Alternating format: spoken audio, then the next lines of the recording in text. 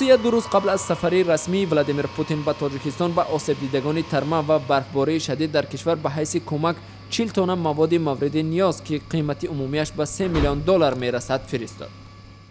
МЧС России доставила сюда по поручению президента и правительства Российской Федерации. В состав груза, как уже было перечислено, входят электростанция передвижная, палатки, одеяла и продукты питания. Наиболее востребованы чрезвычайные ситуации в соответствии с тем запросом, который был направлен в Российскую Федерацию к нам, чтобы оказать гуманитарную помощь в связи с сложной сложившейся ситуацией в горах. В этой связи имею честь передать дарственный сертификат на грузы. مقامات روسیه نیز گفتند که یاری با آسیب دیدگان ترمه و برفباری شدید در تاجیکستان با دستور شخصی پوتین صورت گرفته است.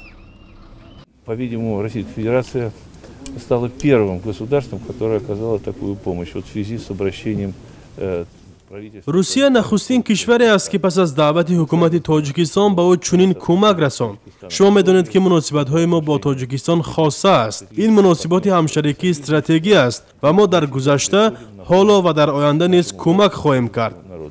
Это было и в прошлом, это действует и сейчас, это будет и в будущем.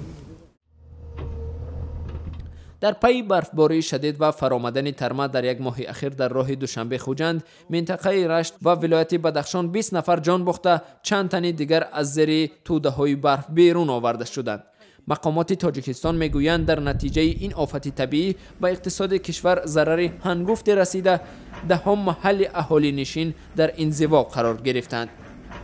Принято решение подключиться военнослужащим 201-й российской военной службы. قرار شد تا که سربازان پایگاه حربی 201 نیز برای برطرف نمودن عاقبت‌های این آفت طبیعی سفربر کرده شوند. این هم یک کمک برادرانه است و حربیان پایگاه ما مثل همیشه در شرایط دشوار به کمک تاجیکستان و مردم آن می‌شتابیم. Сложная ситуация на помощь Таджикистану, народу Таджикистана.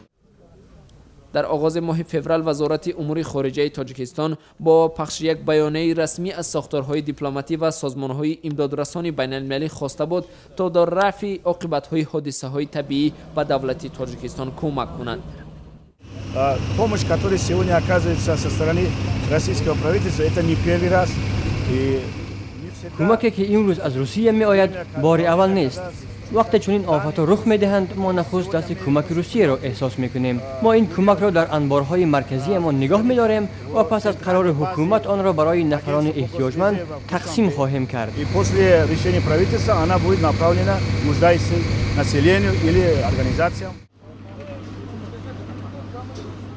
متخصصان میگویند که مصرف‌های مربوط به مقابله با آفت‌های طبیعی در بخش خراجات دیگری بودجه دولتی وارد شده. برای سال 2017 این بخش نزدیک 2 میلیون سومانی و برای نقلیات و کمونیکاسیون بیش از 1.3 میلیون سومانی را تشکیل داده است. متخصصان میگویند که این مبلغ‌ها واقعاً هم برای مقابله با آفت‌های طبیعی در تاجیکستان کفایت نمی‌کند.